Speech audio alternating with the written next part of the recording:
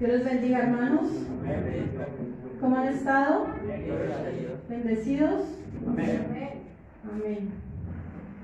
Bien, estamos estudiando el libro de Daniel. Estamos en el capítulo 11. Ya estamos llegando a la recta final.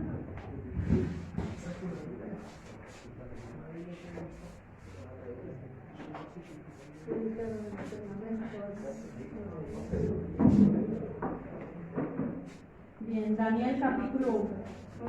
Bien, entonces, los que han estado siguiendo este estudio se han podido dar cuenta de que el libro de Daniel es un libro que, aunque nos habla de mucha historia, también nos habla del futuro, ¿sí? Daniel fue un hombre, fue un joven que fue exiliado en su juventud, llegó como cautivo a Babilonia y toda su vida la pasó en cautiverio. A los 90 años probablemente a los 90 años tuvo esta última visión de parte de Dios, y la última gran prueba de su vida también fue cerca de los 90 años. ¿Sí recuerdan cuál fue esa prueba que tuvo Daniel cuando ya era un anciano? ¿Alguien la recuerda? Los que han estado pendientes del estudio. Bueno, Daniel tuvo, siendo aproximadamente 90 años, fue lanzado en el foso de los leones, ¿sí? Para ser devorado por los leones. Pero dice la Biblia que Dios envió a su ángel y cerró la boca de los leones, y ahí estuvo en pie, ningún daño sufrió, porque Dios estaba con él. Amén. Así nosotros muchas veces también vamos a tener que pasar incluso por el foso de los leones. No seremos librados de la prueba, pero sí seremos librados en medio de la prueba, ¿sí? Que a veces es difícil comprender eso, ¿no? A veces para nosotros como cristianos siempre nos preguntamos, bueno, pero ¿cómo es posible de que yo, siendo cristiano y siendo temeroso de Dios, pase por tantas dificultades y por tantas angustias? Pero la Biblia nos dice en el libro de Pedro que por muchas tribulaciones nos es necesario pasar. O sea, la vida eterna no se llega así facilito, que la vida cristiana es lo mejor y es muy fácil. La vida cristiana sí es lo mejor porque estamos en el camino de Cristo, estamos en su camino, pero hay dificultades, hay tropiezos, hay pruebas, hay tentaciones. Pero ahí lo bueno es que el Señor nos garantiza la victoria. Dice la Biblia que ninguna condenación hay para los que están en Cristo Jesús. Bien, entonces el capítulo 10 y 11 y 12, que son los últimos de Daniel, forman una sola visión, o sea, son una unidad profética. En el capítulo 10, que Daniel, a los 90 años aproximadamente, tiene una visión del Hijo del Hombre. Él ve a Jesús glorificado. Y dice que también nos habla de ángeles, un mundo espiritual que de pronto para muchos es oculto, ¿cierto? No conocemos mucho acerca del mundo espiritual, pero este capítulo 10 nos hizo ver cómo es más o menos el mundo espiritual. Nos dice que hay unas batallas, ¿cierto?, entre el bien y el mal, los ángeles del Señor que están a favor de su pueblo contra los ángeles del mal, ¿sí?, que son los que quieren impedir la bendición. Cuando nosotros oramos para que esas oraciones no lleguen a la presencia de Dios, es lo que ellos quieren causar en el mundo espiritual. Quieren que la persona esté oprimida, que las respuestas no lleguen. Entonces, ¿cuál es el consejo? Que cuando usted vea que una respuesta no llegue, siga orando, continúe orando y ore fervientemente. Que dice la palabra de Dios que la oración eficaz del justo puede mucho. Es necesario entrar en esa comunión con Dios, porque a veces no creamos que una oración de pronto de 5 minuticos, una oración ahí cómodamente va a llegar a la presencia de Dios. Es necesario muchas veces despojarnos de nosotros mismos, arrodillarnos, olvidarnos del mundo exterior para poder entrar en esa presencia de Dios, llorar si es necesario, humillarnos, porque eso fue lo que hizo Daniel. Dice la Biblia que Daniel se humilló, silicio, ceniza, en ayuno, o sea, todo lo que él hizo, pero la respuesta vino. La respuesta tardó 21 días, pero finalmente la respuesta llegó. El ángel llegó con la respuesta para cuál es esa respuesta? Dice que tuvo una visión de las 70 semanas, ¿sí? Lo que iba a pasar con su pueblo. Y aquí estamos viendo más acerca de esto, más detalles acerca de lo que iba a venir, del futuro de su nación, del pueblo de Israel. Bien, entonces estamos... El capítulo 10 es la introducción a la visión. El capítulo 11, que es el que vamos a desarrollar hoy, pero solamente una parte porque está larguito, son 45 versículos, entonces no alcanzamos a verlo todo. Este es el desarrollo. Y finalmente el capítulo 12 de Daniel es la conclusión del libro de Daniel y de la visión. Sí, ahí dice que el tiempo del fin, ahí nos habla de los últimos tiempos, ahí es donde dice que la ciencia se aumentará, y es lo que prácticamente estamos viviendo ya en esos tiempos finales. Bien, entonces aquí vamos a Daniel 11, 1. Realmente el versículo 1 forma parte, o sea, debería estar unido al 10, sí, pero ahí vemos que hay una división.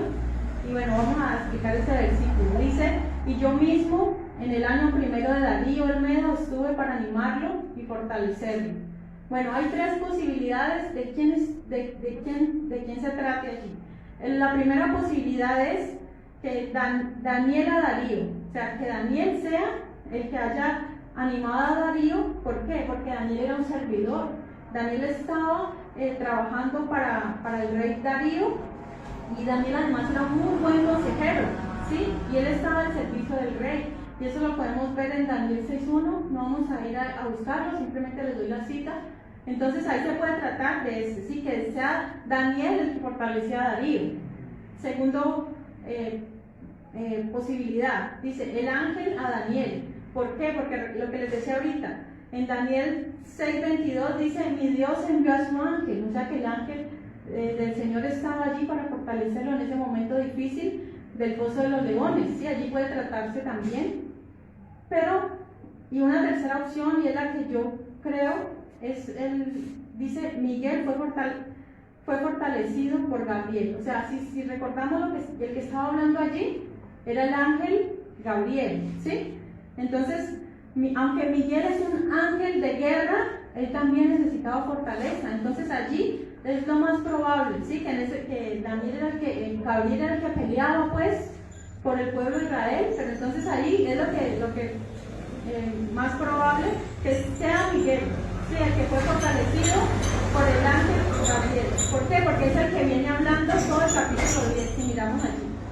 Bien, una de las dificultades de este capítulo 11 es que no sabemos cuándo, o sea, no sabemos exactamente cuál es el momento en lo que forma parte de la historia y lo que forma parte del futuro, ¿sí? Porque en ese capítulo hay una sucesión de reinos que ya hemos venido viendo, o sea, ya hemos visto diferentes momentos. Primero el Señor le muestra una estatua a Nabucodonosor, que son 4 reinos, ¿sí?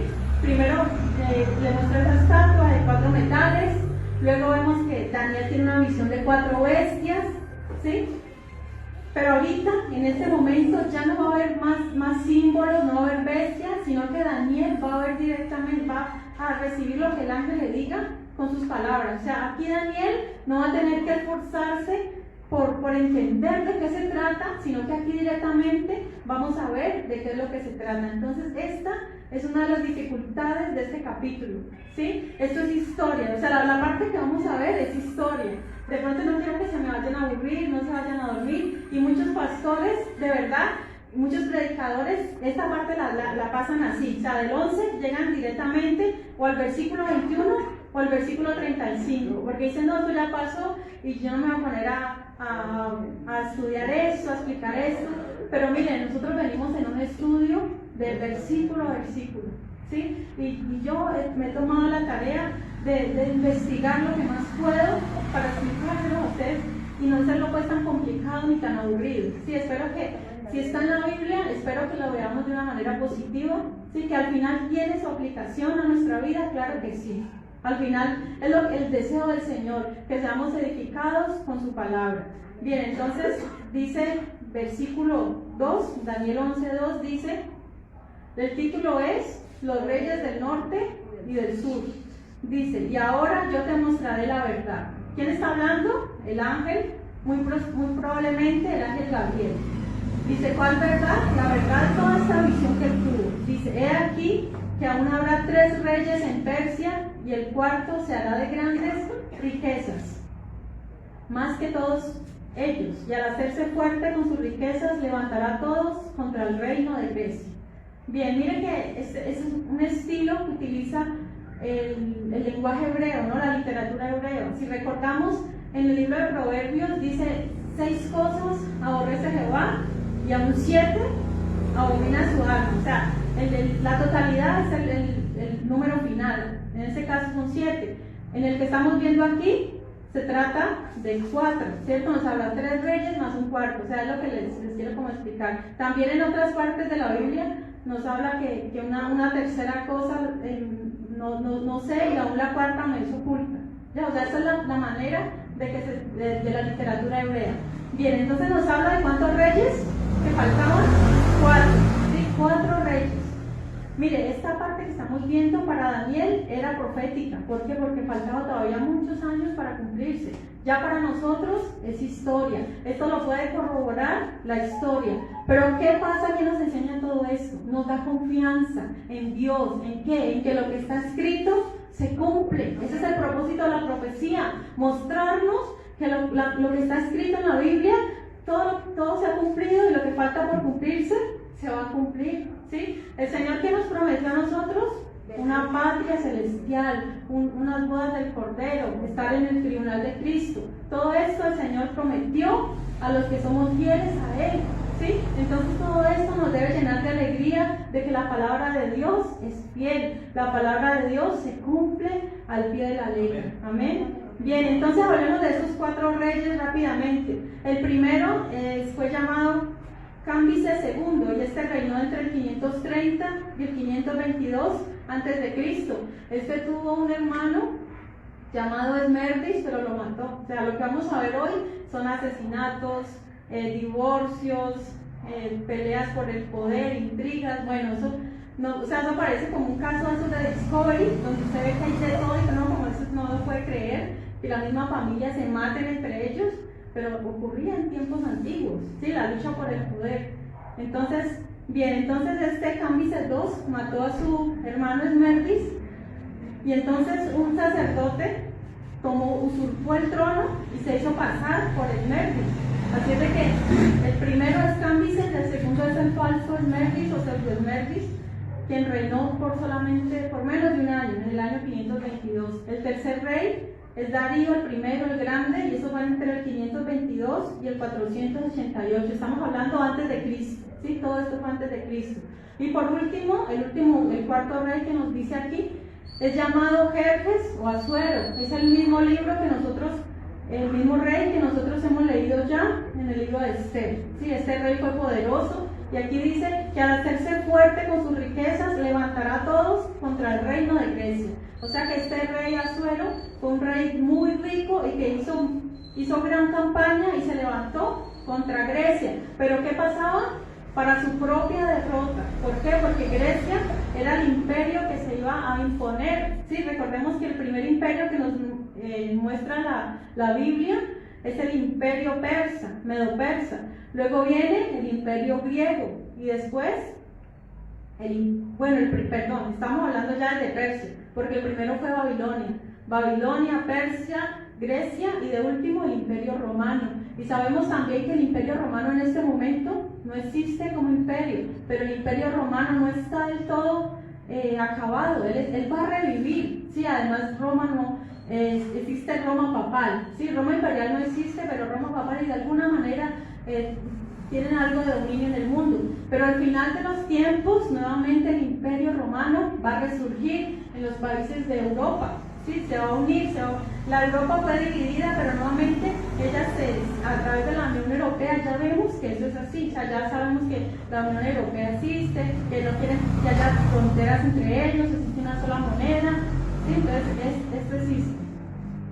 Bien, entonces estamos en el versículo 3. Dice, se levantará luego un rey valiente, el cual dominará con gran poder y hará su voluntad. ¿Quién es ese rey valiente? Ya hemos hablado mucho de él. Alejandro Magno. Sí, ese es el rey valiente que hará su voluntad, o sea que se portará déspotamente. Mira, Alejandro Magno fue un rey que a los 20 años empezó a conquistar todo el mundo conocido, o sea, todo, y rápidamente, en 10 años ya había conquistado todo. Imagínense, era apenas 30 años y ya dice que se sentía frustrado porque ya no había más mundos que conquistar. Entonces, mire, fue un hombre que la Biblia lo llama valiente, un guerrero, sí, un tremendo. Alejandro el Magno, no se ha levantado un hombre como él, como Alejandro Magno, pero también dice que será déspota y que hará su voluntad. Bien, versículo 4 dice: pero cuando se haya levantado, su reino será quebrantado y repartido hacia los 4 vientos del cielo, no a sus descendientes, ni según el dominio con que él dominó, porque su reino será arrancado y será para otros fuera de ellos.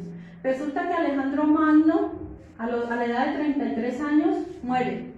La causa de muerte es desconocida, no se sabe por qué murió. Unos dicen que le dio fiebre, que se emborrachaba mucho, que era una borrachera. Bueno, hay muchas hipótesis acerca de la muerte de Alejandro Magno, pero yo estudiando un poquito más me doy cuenta que cuando él muere, él deja su trono esto tuvo mucho, o sea, fue algo que causó un gran malestar y prácticamente también causó la derrota de su descendencia, porque a él le preguntaron: ¿a quién vas a dejar el trono cuando te mueras?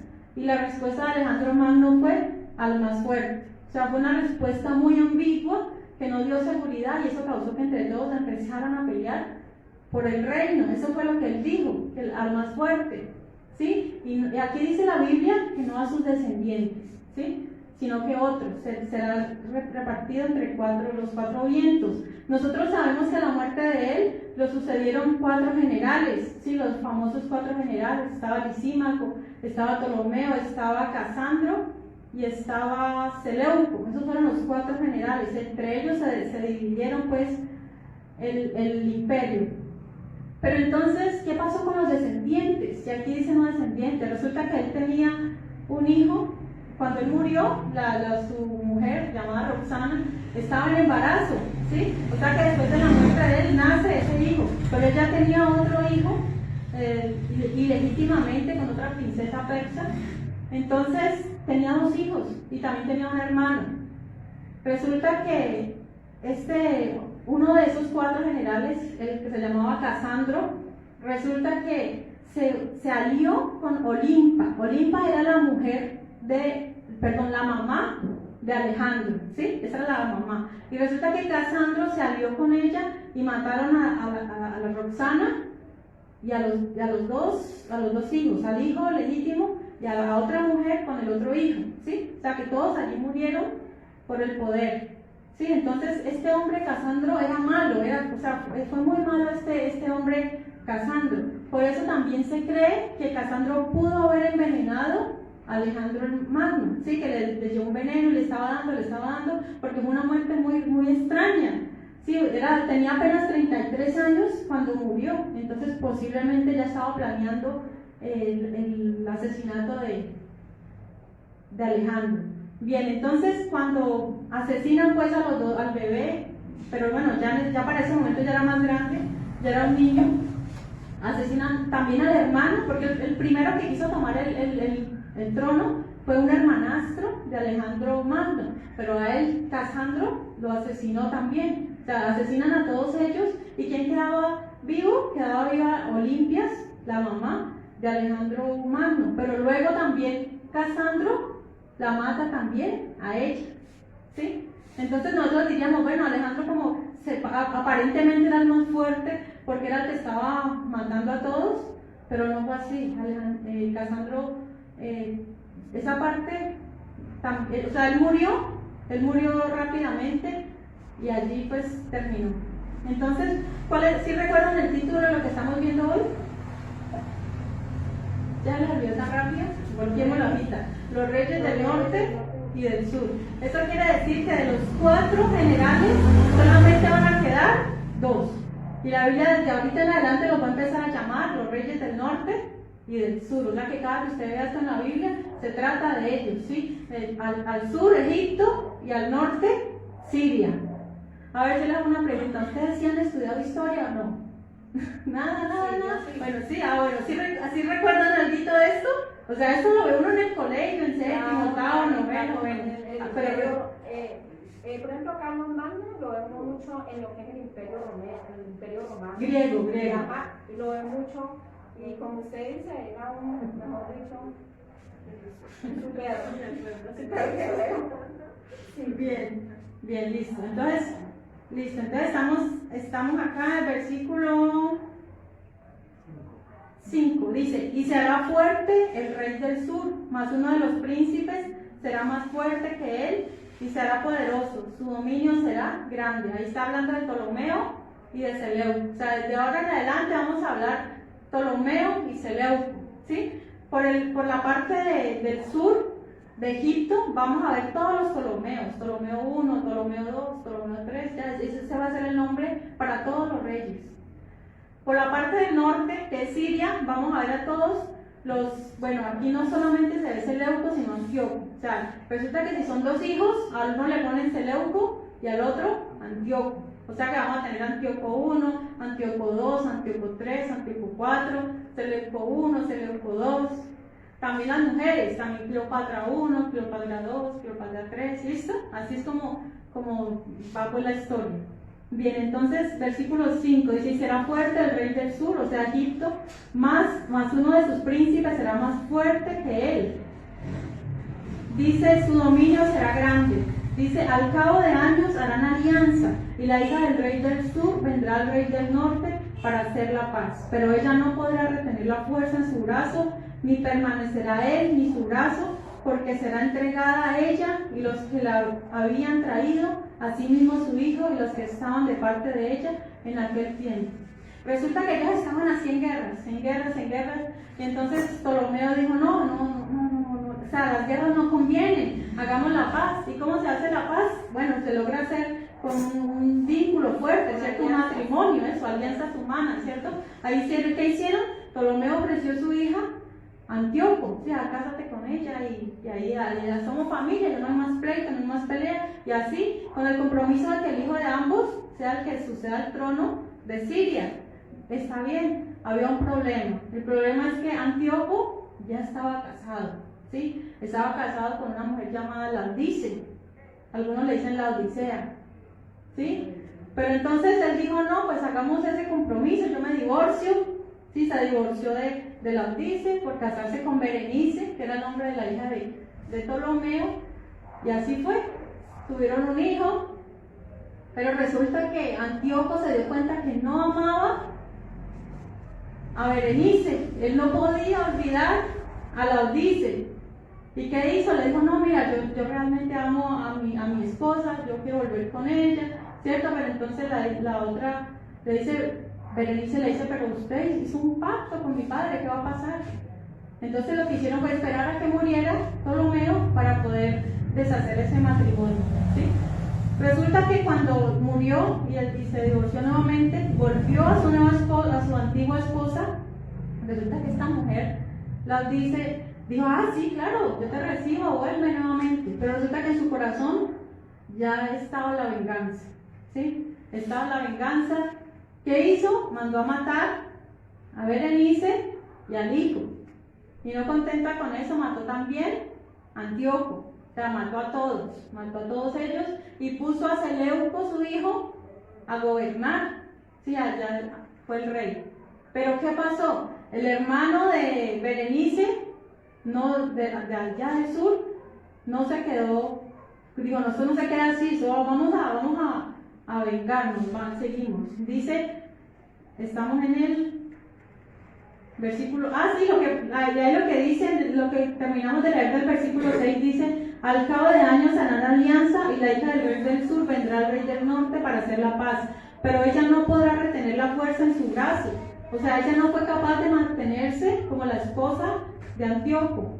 Dice, porque será entregada a ella y los que habían traído a sí mismo su hijo y los que estaban de parte de ella en aquel tiempo. O sea, es increíble ver cómo solamente es ponerle nombres a lo que ya la profecía había dicho. O sea, la Biblia es palabra infalible, irrefutable, inerrante. Sí, la palabra es inspirada por Dios. Y por eso muchos críticos dicen que esta parte fue solamente historia, que no fue una profecía, que otro Daniel la escribió más ya cuando ya había pasado y para él darse pues los créditos de la profecía. Pero nosotros creemos en lo que creemos que realmente fue dada muchos años antes de que ocurriera. Dice versículo 7: pero un renuevo de sus raíces se levantará sobre su trono, y vendrá con ejército contra el rey del norte, y entrará en la fortaleza, y hará en ellos a su arbitrio, y predominará. Y aún los dioses de ellos, sus imágenes fundidas, y sus objetos preciosos de plata y oro, llevará cautivos a Egipto. Por años se mantendrá él contra el rey del norte. Así entrará en el reino del sur y volverá a su tierra. Entonces, ¿quién es este que viene? El hermano de Berenice. Sí, él viene a vengar a su hermana. ¿Y qué pasa? Mata también a Laodice. Sí, la mata también. Y todo lo que dice allí en la Biblia, que se lleva todos sus dioses, el oro, todo se lo lleva para Egipto. Entonces, miren que allá era... mataste a mi familiar, yo también te mato. O sea, eso era una venganza, era terrible lo que pasaba. Y aquí está en la Biblia, o sea, está registrado y el Señor lo quiso mostrar. O sea, todos estos detalles, el Señor quiso que Daniel lo supiera y que permanecieran por siempre. ¿Sí? Bien, entonces estamos en el versículo 10. Dice: mas los hijos de aquel se airarán. O sea, al ver que, o sea, aquí de aquí en adelante vamos a ver que primero ganan unos y luego ganan los otros. O sea, así se está como equilibrado, ¿no? Primero vencen los egipcios, luego vencen los asirios. O sea, unos ganan, los otros, así va a continuar. Las victorias no son solo de uno, sino de los dos. Dice: mas los hijos de aquel se airarán y reunirán multitud de grandes ejércitos, y vendrá apresuradamente e inundará y pasará adelante, luego volverá y llevará la guerra hasta su fortaleza. Bien, ¿cuáles son los hijos? Bueno, resulta que había uno llamado Antíoco y había uno llamado Seleuco, ¿sí? Uno de ellos era muy inexperto. Seleuco era un joven que no era pues muy aplicado en sus cosas, no era muy centrado y murió tempranamente. Pero Antíoco III, sí logra establecerse, logra ir, pelear, invadir, ¿sí? Para vengar pues por todo lo que este otro Ptolomeo se había saqueado. Dice el versículo 11: por lo cual se enfurecerá el rey del sur y saldrá y peleará contra el rey del norte, y pondrá en campaña multitud grande, y toda aquella multitud será entregada en su mano. Y al llevarse él la multitud, se elevará su corazón y derribará a muchos millares, mas no prevalecerá. Y el rey del norte volverá a poner en campaña una multitud mayor que la primera, y al cabo de algunos años vendrá apresuradamente con gran ejército y muchas riquezas. Entonces, lo que les decía ahora, el rey del norte primero prevalece, luego el rey del sur. Sí, así se la pasan, así vamos a ver que se la pasan ellos dos. Versículo 14: en aquellos tiempos se levantarán muchos contra el rey del sur, y hombres turbulentos de tu pueblo se levantarán para cumplir la visión, pero ellos caerán. ¿Ahí de quién está hablando? Ahí nos está hablando del pueblo. ¿Cuál es el pueblo? ¿De qué pueblo estamos hablando ahí? Analicemos por un momento. En aquellos tiempos se levantarán muchos contra el rey del sur y hombres turbulentos de tu pueblo. O sea, ¿quién le está hablando a quién? El ángel le está hablando a Daniel. O sea, ¿de qué pueblo está hablando ahí? Del pueblo de Israel, ¿sí? O sea, cuando nosotros estamos hablando del rey del norte y el sur, estamos hablando al sur y al norte de Israel, ¿sí? De eso se trata. Sí, es la tierra gloriosa, es el centro de la profecía bíblica, es el pueblo de Israel, es el pueblo que Dios escogió, y en ella, con base en el pueblo de Israel, es que nosotros conocemos la profecía y todo gira en torno al pueblo de Israel, ¿sí? Entonces, aquí está hablando del pueblo de Israel. Dice: en aquellos tiempos se levantarán muchos contra el rey del sur, y hombres turbulentos de tu pueblo se levantarán. O sea, miren, cuando estos israelitas, el pueblo de Israel queda en medio todas estas dos guerras, de estas naciones, ¿sí? De Egipto y Siria. Ellos quedan como en el medio. Ellos se tienen que someter primero a Siria, luego a Egipto, o sea, ellos quedan ahí en medio. Y aquí dice que al ellos leer esta palabra, ellos van a querer cumplir con esta visión, o sea, como el que lee y diga, yo quiero ser, no sé si se han dado cuenta que hoy en día pasa lo mismo. Hoy en día leen el libro de Apocalipsis y muchos falsos quieren cumplir la profecía, o sea, quieren decir, sí, yo soy de los 3 ángeles, yo soy el ángel con el librito. Sí, hay una mujer que dice, yo soy el ángel con el librito del Apocalipsis, yo soy, sí, incluso que se hace llamar Cristo mujer, sí, una falsa profeta, pero ¿qué más? Algo que dice también que es uno de los 2 testigos. Exacto. Miren, uno que dice hoy en día que es uno de los 2 testigos del Apocalipsis. Y así han salido muchos falsos que quieren cumplir con la profecía. O sea, quieren decir, yo soy. ¿Por qué? Porque tenemos a disposición la Biblia del Apocalipsis, pero sabemos que no es así. Ya, no es cualquiera. Incluso hay uno que dice que es el anticristo, o muchos que dicen que es el anticristo. Pero el anticristo no va a salir así, diciendo yo soy el anticristo, y mucho menos se va a poner cachos, ni se va a hacer tatuajes, ni se va a hacer poner cuernos, nada de eso. El anticristo va a ser un hombre absolutamente sabio, absolutamente inteligente, estudiado, a hablar cualquier cantidad de idiomas, ¿sí? Un hombre elegante, un hombre elocuente. No va a ser alguien que la gente va a despreciar, no. Va a ser alguien que la gente va a desear, la gente va a querer escucharlo, él va a encantar con sus palabras, ¿sí? Dice la Biblia que él va a hablar como dragón. Él dice que incluso dice que la Biblia que va a hablar grandes cosas contra el Altísimo. Este es el anticristo. El anticristo no es alguien. Yo cuando era pequeña, yo siempre lo digo, yo me imaginaba el anticristo, me lo imaginaba con un tatuaje aquí en la frente 666, yo me lo imaginaba así a él, pero nada que ver con eso, ni horrible, ni feo, no, nada de eso. Va a ser un hombre al contrario, de buena presencia, un hombre alto, sí, porque ahí dice que es más alto, se ve más alto que sus compañeros. Ese es el anticristo.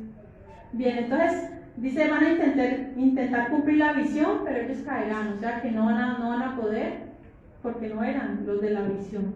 Versículo 15 dice, vendrá pues el rey del norte y levantará baluartes y tomará la ciudad fuerte, y las fuerzas del sur no podrán sostenerse, ni sus tropas escogidas, porque no habrá fuerzas para resistir. Entonces, ¿quién es el rey del norte? ¿Quiénes son los reyes del norte? En este caso es Antíoco III, y dice que iba a ir pues contra Egipto, pero Egipto ya no podrá resistir. Entonces, versículo 16 dice, y el que vendrá contra él hará su voluntad, y no habrá quien se le pueda enfrentar, y estará en la tierra gloriosa, la cual será consumida en su poder. Entonces, ¿cuál es la tierra gloriosa? El pueblo de Israel. O sea, el pueblo de Israel va a ser sometido, fue sometido en ese tiempo por sus enemigos, ¿sí? Porque Siria, Egipto, todos ellos a través de la historia han sido enemigos del pueblo de Israel. Y mire que aún todavía los que han firmado para que Israel fuera nación, Egipto es uno de los que no firmó, sí, no firma. Siria menos, o sea, esos son enemigos del pueblo de Dios. Bien, entonces estamos en el versículo 16. O sea que este hombre va a ser un arrogante. Dice, y no hará quien se le pueda enfrentar. Bien, versículo 17. Afirmará luego su rostro para venir con el poder de todo su reino, y hará con aquel convenios, y le dará una hija de mujeres para destruirle, pero no permanecerá ni tendrá éxito. Aquí se ve otra vez ellos intentando formar una alianza, formar un matrimonio, y así es como, aquí es lo contrario, ¿sí? Aquí ya no es Ptolomeo que da Antíoco, sino que es Antíoco el que da una hija de mujeres. Eso suena como extraño, ¿cierto? Este versículo 17 dice, volvamos a leer, dice, afirmará luego su rostro para venir con el poder de todo su reino, y hará con él convenios, y le dará una hija de mujeres. O sea, eso lo que quiere decir es que le dará a su hija por mujer, porque suena como raro eso, ¿cierto? Que una hija de mujeres. Dice, para destruirle, pero no permanecerá ni tendrá éxito. O sea, aquí ya este Antíoco le iba a dar la hija, pero no era para que hicieran paz, sino para engañar, ¿sí? O sea, para que cuando la hija pudiera pues se apoderar a ella, usurpar el trono. Ese era el objetivo de Antíoco. Pero ¿qué pasó? Esta es la Cleopatra I, ¿sí? Que ella llegó y sí se casaron, eran todavía muy chiquitos, tanto él como el otro rey, o sea, eran niños todavía. Cuando ya pudieron casarse, se casaron, y resulta que Cleopatra no hizo lo que, no fue fiel a su padre, no fue fiel a Antíoco, sino que ella fue fiel a su esposo Ptolomeo. O sea que o sea, le salió mal el plan a Antíoco, ¿sí? O sea, no pudieron usurpar el trono. Entonces, al él verse así, verse prácticamente burlado por su propia hija, entonces él intenta, aquí en el versículo 18 dice: volverá después su rostro a las costas y tomará muchas, mas un príncipe hará cesar su afrenta y aún hará volver sobre él su oprobio. O sea, cuando él ya ve que no pudo gobernar en Egipto, ¿qué hace? Va a las costas, pero resulta que esas costas del mar Mediterráneo ya estaban en poder de los romanos, y entonces ya por ahí estamos viendo el imperio romano como poco a poco va a ir resurgiendo, ¿sí? Los romanos, ellos eran expertos en impuestos, ¿sí? Parecen a los gobernantes de nuestro país, ¿cierto? Mejor dicho, para impuestos, quieren poner cada impuesto a nosotros. Así eran los romanos, ellos cobraban mucho tributo. Resulta que los sirios, Antíoco había dejado prácticamente en quiebra al país de Siria. Entonces la única manera de medio, estaban endeudados pues con los romanos, la única manera de medio ayudarse y salir un poquito de tanta deuda fue imponiéndole tributos a los sirios, a su propio pueblo. ¿Para quién? Para pagarle a los romanos. Estamos ahí en este versículo. Pero resulta que cuando Antíoco III fue para dominarle las costas, resulta que los romanos le dijeron: no, señor, se devuelve por donde vino, que aquí nosotros estamos y de aquí no nos movemos. ¿Y qué pasó? Lo hizo devolver, o sea, lo hizo devolver, y resulta que Antíoco III se puso mal, le falló todo. ¿Sabe qué hizo? Y de pronto, ¿cuál fue posiblemente su muerte? Intentó robar en su propia tierra el templo dedicado a Júpiter, ¿sí? Y entonces, ¿qué pasó? De su mismo pueblo se levantaron una trifulca y lo mataron, ¿sí? Así es como muere Antíoco III. Bien, estamos aquí viendo el versículo 19. Luego volverá su rostro a las fortalezas de su tierra, mas tropezarán y caerán y no será hallado. Sí, eso es lo que le acabo de decir, que su propio pueblo lo va a matar. Versículo 20, ya estamos terminando y vamos a ver nomás hasta el 21. Bendice: y se levantará en su lugar uno que hará pasar un cobrador de tributos por la gloria del reino, pero en pocos días será quebrantado, aunque no en ira ni en batalla. Bueno, aquí habla de otro, ¿cierto? Habla de otro.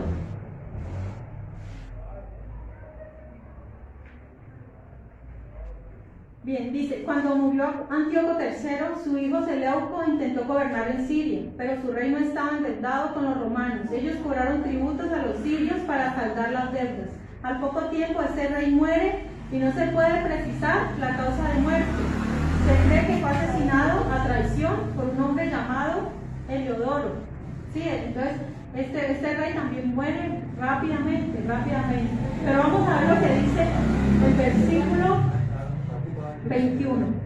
Y le sucederá en su lugar un hombre despreciable, la cual no darán la honra del reino, pero vendrá sin aviso y tomará el reino con alarmas. Bien, aquí ya estamos hablando de que vendrá un rey. Este ya es el Antíoco IV, el Antíoco que les he hablado ya antes, y el que viene a continuación. O sea, todo el capítulo que viene, si Dios lo permite, dentro de 8 días vamos a hablar de Antíoco IV, que es tipología del anticristo, y a la vez vamos a hablar del anticristo. O sea, ya es la última vez que vamos a hablar del anticristo. Recordemos que el libro de Daniel nos da muchos detalles acerca de cómo va a ser el anticristo, ¿sí? Entonces vamos a hablar de él.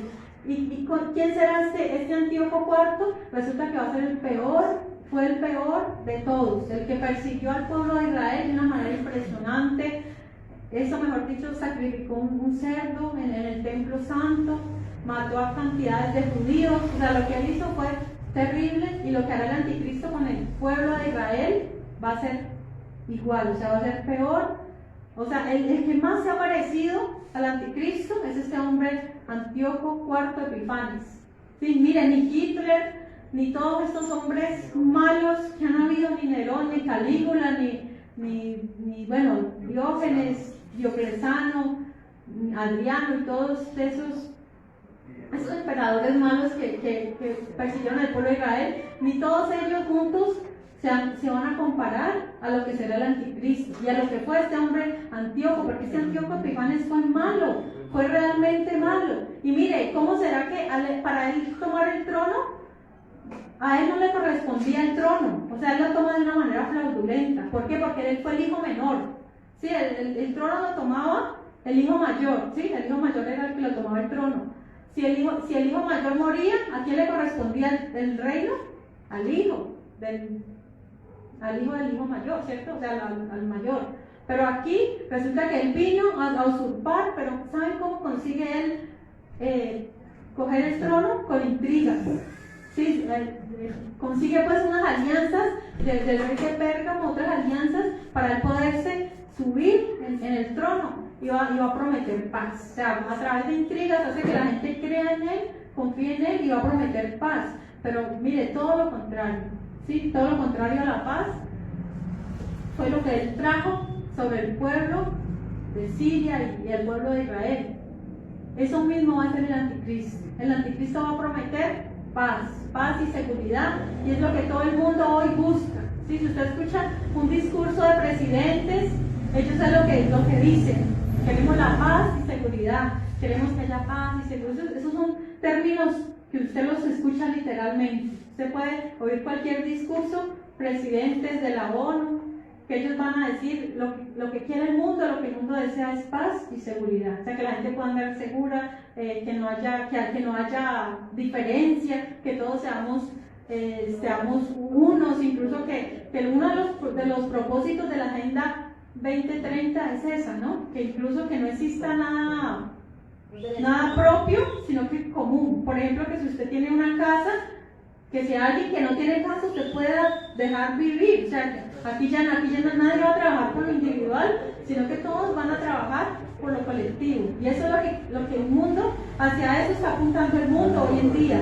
¿Sí? Hacia un nuevo pacto educativo, a que toda la educación sea igual. Eso es lo que se quiere, la igualdad. O sea, que no hayan pobres, ¿sí? Quieren acabar con el hambre mundial, pero sabemos que eso nunca va a pasar, ¿cierto? No es posible porque la Biblia dice que siempre vas a tener pobres, siempre van a haber pobres en la tierra, y lo que ellos quieren es que todo el mundo sea igual, que todos tengan un mismo pensamiento, que nadie tenga una mentalidad propia, un criterio propio, ¿cierto? Eso es lo que, o sea, aprovecho pues y hablo de este tema también de las vacunas. O sea, es increíble cómo la gente la quiere manipular, o sea, usted ve las noticias que llegó una nueva cepa, ¿cierto? Y entonces, ¿quién tiene la culpa? No, la culpa es de los no vacunados. Por los no vacunados es que es eso. Y todo está apuntando a lo mismo. Entonces la pregunta es, si han vacunado tantas personas, ¿por qué sigue creciendo el COVID? ¿Por qué no para? O sea, eso es una increíble manipulación, y todo eso está apuntando hacia un nuevo orden mundial, a que la gente se someta, a que la gente entregue sus pensamientos. O sea, que usted no piense, no tenga criterio propio, sino que usted viva sometido a lo que los gobiernos quieren. Eso es lo que ellos quieren, gobernar. O sea, que ese poquito de porcentaje, un 0.0, no sé qué tanto por ciento, pero los que gobiernan el mundo son realmente poquitos, y gobiernan pues a los ¿cuántos somos? 7.000 millones. 2 años atrás. Claro, porque ese es otro plan, ¿no? Es otro plan, que el plan es acabar con tanta población, porque es que lo que ellos dicen, los recursos no alcanzan, o sea, nos estamos comiendo todos nosotros y para las generaciones, ¿no? El propósito es que se reduzca, o sea, que solamente sobrevivan los más fuertes, ¿cierto? Pero que los débiles, los ancianos, vayan muriendo. A los niños los quieren inyectar, pero ¿por qué inyectar a un niño que no tiene ningún problema y que fácilmente se recupera del COVID? ¿Por qué quieren vacunar a un niño? Un niño más fuerte que un adulto. Quieren fregar su sistema inmunológico, ¿sí? No son como las vacunas de antes, o sea, las vacunas normales que todos hemos recibido, que obviamente son beneficiosas porque evitan enfermedades como el polio, como la hepatitis y todo eso, ¿cierto? El triple viral, pero ahorita contra el COVID los niños no tienen problema. O sea, ¿por qué dañar el sistema a un niño? O sea, si me pongo a hablar de casos de personas que han sido vacunadas y cómo eso no lo muestran en las noticias. En las noticias solamente muestran los que mueren por COVID, pero no dicen cuántos murieron por recibir la vacuna. O sea, esa estadística usted no los va a ver porque no les conviene. Eso no es el propósito. Bien, entonces, pues sí, o sea, nos acercamos pues rápidamente hacia ese nuevo orden mundial, ¿cierto? Pero la Biblia ya lo profetizó. La Biblia ya nos decía que todo esto iba a pasar, ¿cierto? Dice la ciencia se aumentará, se levantará nación contra nación, reino contra reino. Bueno, y esto solamente será principio de dolores. O sea, lo que viene, o sea, lo que estamos viviendo no es nada comparable con lo que realmente viene. O sea, viene sobre la humanidad, dice, vendrá una tribulación cual nunca ha habido ni la habrá. O sea, la humanidad está a punto, hermanos, de entrar en algo que jamás antes, nunca antes se había visto tanto. O sea, si ahorita vemos que hay terremotos, si ahorita vemos que hay incendios, si ahorita vemos que hay pandemias, si vemos que hay hambres, si vemos que hay falta de amor, porque cada día se ama menos, vemos que hay injusticia, o sea, la injusticia se habla de una manera impresionante. O sea, si todo eso lo estamos viendo, no podemos imaginarnos realmente lo que viene.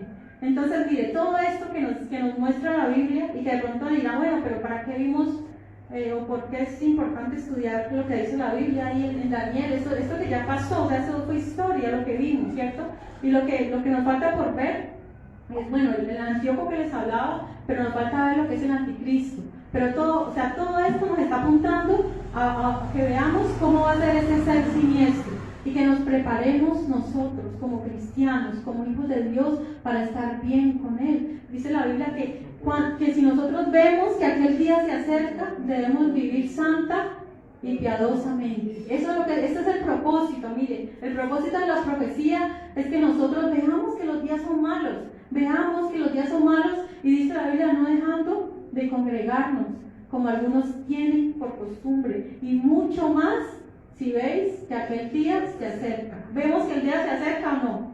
Amén. O sea, lo estamos viendo con nuestros propios ojos, estamos viendo toda la situación. Lo que el Señor nos manda a nosotros es estar preparados, ¿sí? Estar como no solamente como las 10 vírgenes, sino como las 5 vírgenes, ¿cierto? Las 5 vírgenes, porque eran 10 vírgenes, o sea, todos eran vírgenes, o sea, todas eran iglesia, pero solamente 5 estaban preparadas. ¿De qué nos habla eso? De que en la iglesia no todo el que me diga Señor, Señor, entrará al reino de los cielos, sino el que hace la voluntad de mi Padre. O sea que de la iglesia en general, ¿cuántos se van?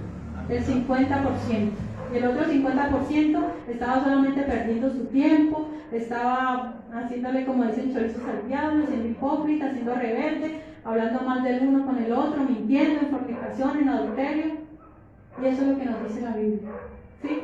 Entonces, miren, lo que la Biblia nos dice es, o sea, no importa que hayamos cometido pecado, ¿cierto? Abogado tenemos, pero es tiempo del arrepentimiento, es tiempo de estar en paz con Dios. O sea, toda esta palabra nos lleva a que la palabra de Dios se cumple. Y lo que yo les decía ahorita, eso nos genera confianza. Mire, que usted pueda ponerle nombres a cada rey, a cada mujer de rey, a cada hijo, eso nos genera confianza. Sí, solamente nos falta es ponerle nombre al anticristo. O sea, no podemos hacerlo porque no sabemos, la Biblia no lo dice, pero llegará el momento, los que estén viviendo en aquel tiempo dirán, ese nombre de ese hombre de pecado va a ser tal. Usted y yo por fe en Dios, no vamos a saber quién es. Amén. Amén. Pero ¿qué tenemos? Estar preparados, estar todos los días velando delante del Señor, pidiéndole perdón, humillándonos ante su presencia. Amén. Eso es lo que el Señor quiere, que estemos apercibidos